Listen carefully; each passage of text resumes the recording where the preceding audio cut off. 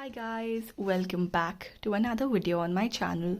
Today I want to be discussing about the basics of shading. And no matter where you are in your art journey, may you be a beginner or someone who has been drawing for years, it's always best to refresh your knowledge. So I hope with this video I will be able to deliver some of the things that I know and I have been practicing for so many years, and maybe you will find this helpful as well. So without further ado, let's get started. These are actually all the pencils I own. In today's video, we'll be talking about graphite pencils, and I got this set of 6 drawing pencils from Faber-Castell, and these are all the shades that come in this set. And I have just opened them up here, and I will be demonstrating with these pencils in today's video. And Faber-Castell is a brand I would highly recommend to any artist actually.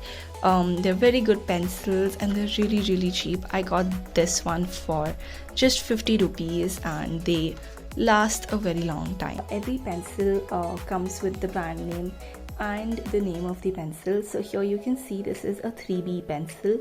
So 2B is actually the lighter pencil and 8B is the darker pencil. Higher the number on the B pencil, the darker it is. So 8B is the darkest and 2B is the lightest in this set. Whereas when it comes to the H pencils, the higher the number, the lighter the pencil is. Alright, so if there's a 6H, that is lighter than 2H, right? So it works like that. Usually for the outlines, I like to work with either a pen pencil or a 4B or even a 3B. A 4B, 3B are very easy to erase is what I feel. And pen pencils are just very easy to work with. They're very light and it's very easy to erase them. So I want to demonstrate the working of light and shadow in objects. So with my I'm going to use my 4B pencil to make a circle. And we're going to see how with light and shadow we will be able to turn this circle into a sphere. Assume that the light is falling from this direction. So this is our light, and obviously the first thing that you think is the shadow is going to fall here. So my darkest pencil is 8B, so I'm going to use that.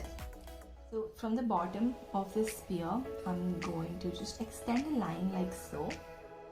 If you generally look at shadows, the further it gets from the object, the lighter it gets. So I'm going to make this really dark on the base. I'm going to make this super concentrated. And as I'm moving away from here, I'm going to lighten my hand. I'm not going to apply as much pressure. Blend it with the rest of the background. And this will make more sense once we start developing. I'm just going to draw a surface. This is the surface on which the sphere is sitting, right? This is just the surface. So right now, our shadow is 3D, but our object is still a circle. So we're going to work on that now. Okay, so every time we're trying to work on shadows around here, we are going to assume that there are 3 different levels of shading and we're going to try it and blend them together. You can obviously have more than 3 shades, but for a beginner's level, we're going to have 3 shades. For like a very small portion, like this much, you don't have to draw this, I'm just doing this for your reference. This much is going to be the lightest, and then this is going to be medium shaded, and this is going to be darker. The next darkest pencil I have is a 6B. So I'm going to go here and right opposite the light, I'm going to go ahead and darken this area. Like a crescent moon, right? We're going to go for a very small area. Okay, and then we're going to come with a light hand. That's what I'm doing here. I'm doing a light hand.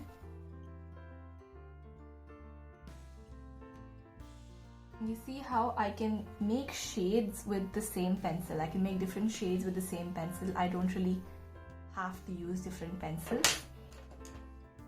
So now I'm going to blend that in with a 5B. So this is a 5B, so I'm switching here.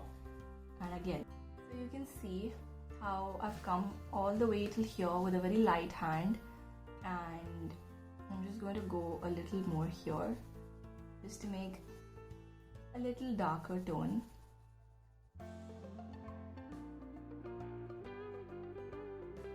So just by controlling how much pressure you're applying on the pencil, you will be able to achieve many different values. These are called different values. With practice, what you'll be able to do is get this transition better. Initially, if you're going to try, you'll obviously not get this type of a blend if you are new to shading, but with practice, you'll be able to master this in no time. So don't worry if yours doesn't look like this.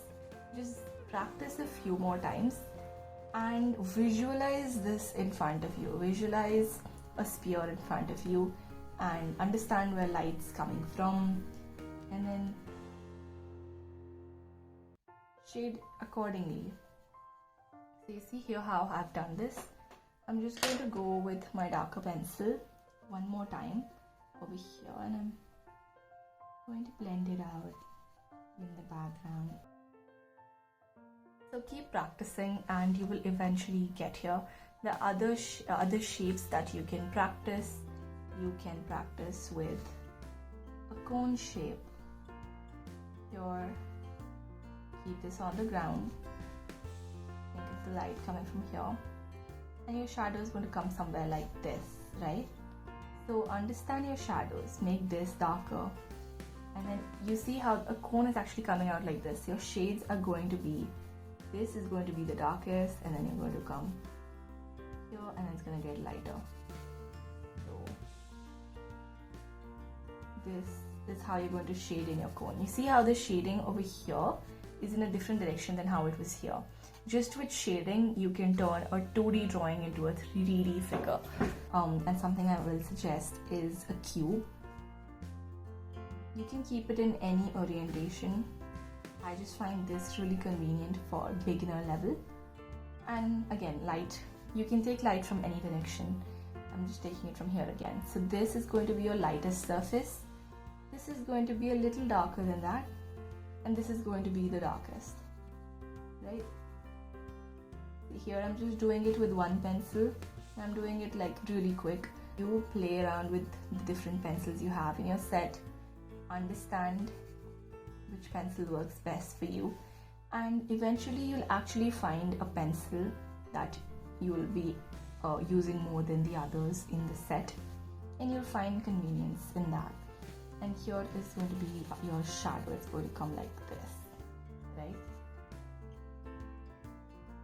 So yeah, just practice with different shapes and you will eventually get there. And do not use your fingers for blending. This also looks good, but if you want a super realistic, or you say hyper realism, if you're trying to achieve that, you might want to go in with a blender. And this is how a blender works basically. I just go in and start blending all my shades, and you'll slowly see the difference. So you see a few crooked lines, you can see the pencil marks, but when you go in with a blender, all these pencil lines are going to disappear. And just don't use your fingers. Whatever it is, don't use your fingers. And you can see how this, if you do not have a blender, or you can simply use a Q-tip. Let me show you how this works. So I'm just going to use the Q-tip and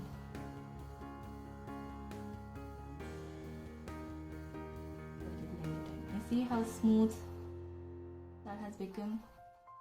So you can use this if you're trying to achieve a very smooth surface, or if you're trying to go for hyper realism or something like that. And that is it for this video, the basics of light and shadow and shading. I hope you learned something new from this. If you want to see more videos on graphite, pencil and shading, let me know in the comments and I will probably turn this into a playlist. Give this video a big thumbs up to let me know that you enjoyed the content, and subscribe to my channel if you want to see more art stuff. And yeah, I will see you in my next video. Thank you for watching and bye bye.